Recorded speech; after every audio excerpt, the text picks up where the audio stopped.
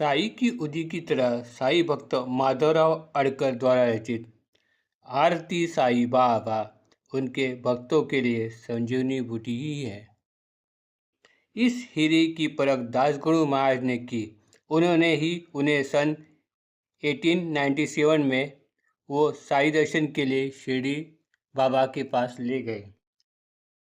बचपन से माधवराव का रुझान ईश्वर भक्ति की तरफ था। वह सदा ही हरि भक्ति में तल्लीन रहते थे और उन्हें तीर्थ यात्रा का भी शौक था। वह अक्सर नौकरी से छुट्टी लेकर प्रायः पैदल चलते चलते भगवत दर्शन के लिए निकल पड़ते थे। दास गुरु महाराज भी अपने गुरु का प्रचार प्रसार के लिए गांव-गांव भजन कीर्तन करते हुए घूमते रहते थे। वैसे तो माधवराव महाराष्ट्र के अहमदनगर में पढ़ रहे थे, तभी से उनका दासगुरु से परिचय था। लेकिन सन 1897 में दासगुरु महाराज जामखेड़ में हवालदार पद पर काम कर रहे थे, तभी वो उन्हें साई दर्शन के लिए शिरडी ले गए, जिससे माधवराव के मन में ईश्वर दर्शन की आस पूरी हो गई। उन्हें सद्गुरु की प्राप्ति हो गई और वह धन्य धन्य हो गए। उसका सारा श्रेय वो दासगुरु महाराज को ही देते हैं। इस वजह से वह उन्हें गुरु बंधु मानने लगे। दासगुरु को यौवन काल से ही गाने बजाने का तथा मराठी शृंगारिक गीत का शौक था, जो साईं बाबा के संपर्क में आने के बाद भक्ति संगीत तथा भजन कीर्तन में बदल गया।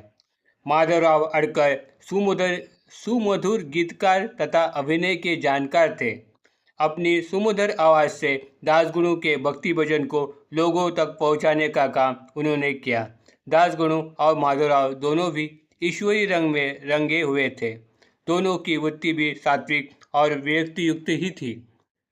इस वजह से माधवराव दासगुरु को अपने पिता समान बड़े बंधु की नज़रियों से देखते थे। दोनों में घनिष्ठ प्रेम तथा बंधुभाव निर्माण हो गया।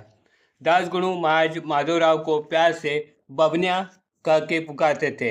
अपने कीर्तन समय में भक्तों द्वारा अर्पित फूलों की माला उन्हें पहनाते तो शाल को उनके बदन पर ओढ़ देते थे। महाराज के इस प्रेम भाव से तथा आदरातिथ्य से वह शर्मिंदा महसूस किया करते थे, लेकिन उन्होंने अपने इस बंधुभाव का अस्वीकार कभी भी नहीं किया। माधवराव अक्सर दासगुरु के साथ शिरडी जाया करते और काफ़ी समय तक वहाँ रुकते थे। वह वहाँ पर प्राइवेट ट्यूशन लिया करते थे। सन 1903 से या 1904 के साल की बात है, जब वह शिरडी में थे। अक्सर उनका बाबा के बारे में ही चिंतन चलते रहता था। काव्य लेखन का अनुभव उन्हें था ही। बैठे बैठे उन्होंने एक कागज़ पर आरती साई बाबा ये मधुर काव्य की रचना कर दी। जब बाबा से वो मिलने गए, तभी अंतर्ज्ञानी साई ने उनसे वो कागज़ पर लिखी आरती मांग ली और उनकी काफ़ी प्रशंसा की। बाबा ने कहा, उनकी यह आरती भक्तों के दुख दर्द दूर कर देगी। इस बात की प्रतीति नाना साहब की बेटी प्रसव वेदना की वजह से तड़प रही थी।